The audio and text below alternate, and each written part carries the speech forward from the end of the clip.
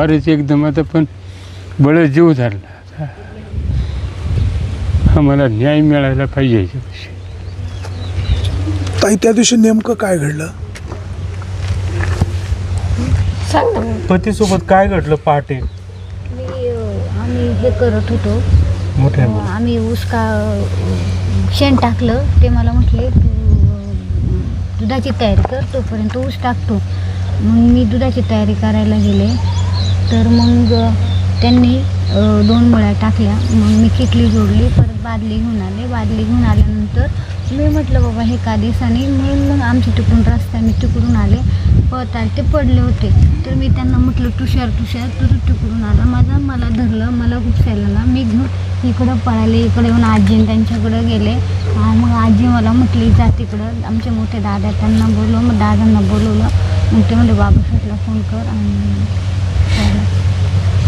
आणि बाबा तुम्ही काय पाहिलं? तुम्ही काय पाहिलं त्यावेळेला?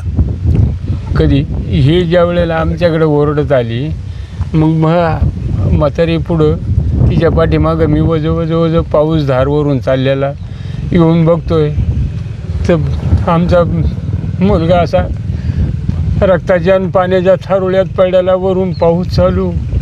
जवळ गेलो, उचलायला गेलो, मला काही सुद्धा बरे होईना. मला माझ्या हालता येईना, काहीच नाही. शेवट काय तिथं त्या कुठेवरून तर आणलं इथं आले असं.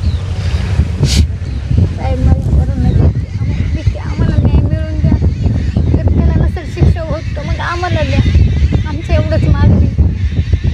काय जर न्याय नसेल त्याला तर मग आम्हाला द्या, एवढीच आमची मागणी. साहेब, पोलीस प्रशासनाने खरं तर अशा वृद्ध आई वडिलांकडे पाहिलं पाहिजे. ह्या वयात खरं तर ते आजही कष्टाळू कुटुंब आहे. आता आमची ही परिस्थिती, आम्ही कुठं कामं करायची.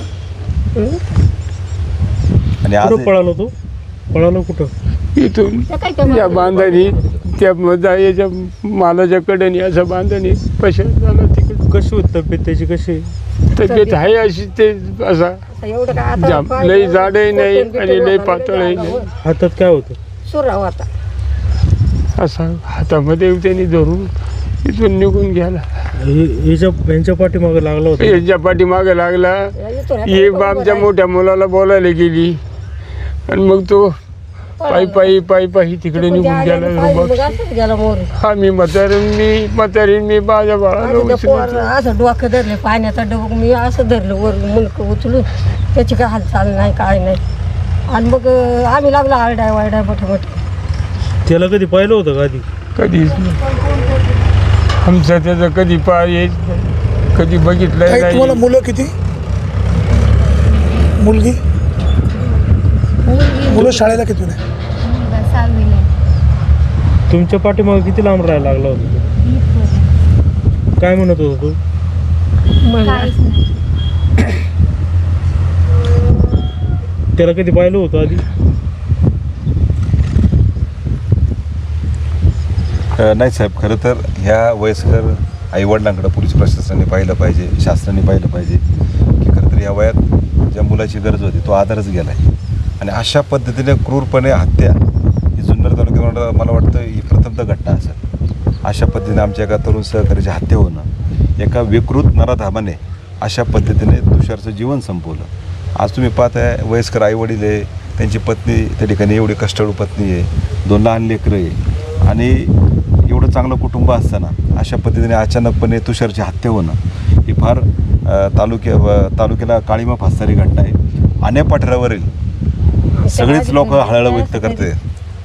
या संदर्भात सगळीच लोक हळहळ व्यक्त करतात. ते सगळ्यांचं एकच म्हणणं आहे की या कुटुंबाला न्याय मिळाला पाहिजे. भविष्यात जरी तो नराधम, आमचं तर म्हणणं त्याला फाशी शिक्षा झाली पाहिजे साहेब. कारण असे नराधम जर परत आले तरी या कुटुंबाला धोका आहे. तो आदल्या दिवशीपासून आण्याच्या गावात होता.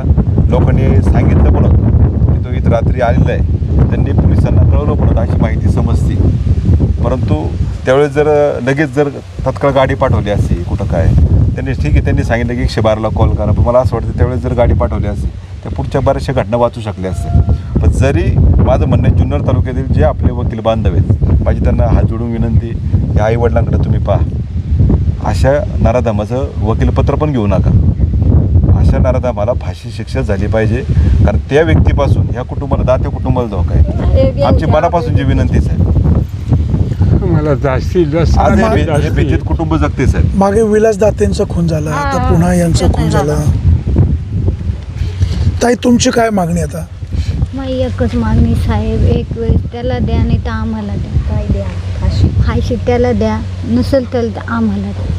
कवाय तरी मारावंच लागेल म्हणले, मग त्याच्यापेक्षा काय मला झालं? काहीच मागणी नाही. आणि आता जगून तरी काय उपयोगी साहेब? साहेब हे जिवंतपण आहे ना, मेल्यासारखं जागतं ते. त्याच्यामुळं पोलीस प्रशासनाने, शासनाने याचा विचार करावा.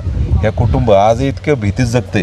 इथं आल्यानंतर त्यांच्या तोंडातून शब्द फुटत नव्हता. आता उगाच ते आम्ही विनंती केली म्हणून ते बोलतं ते, नाही तर त्यांच्या तोंडातून शब्द फुटत नाही.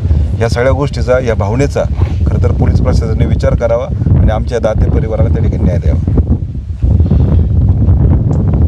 मुलगा शाळेत जातो? तुमचा व्यवसाय काय? आमचं काय आता व्यवसाय, आम्ही इथं राखणदारी गुरं सांभाळायची. माझा मुलगा सगळं करायचा, गुरांचं खाद्य बिद्य. आता आमचे खाद्य आणायला कोण नाही. आम्ही काय कसं आणावं घालावं? तुम्हाला किती मुलं?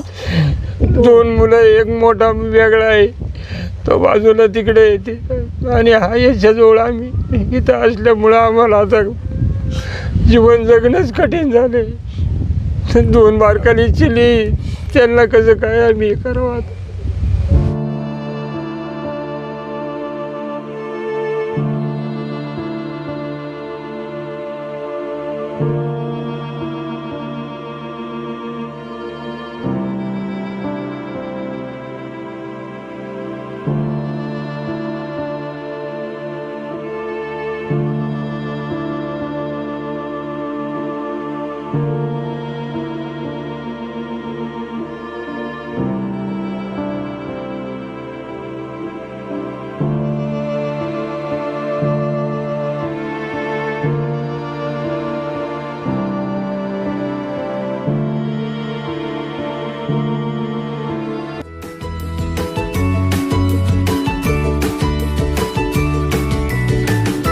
बातम्या शेतीच्या,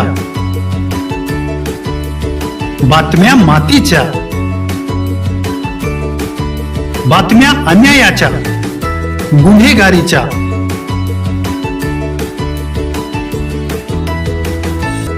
राजकारणाच्या आणि समाजकारणाच्या,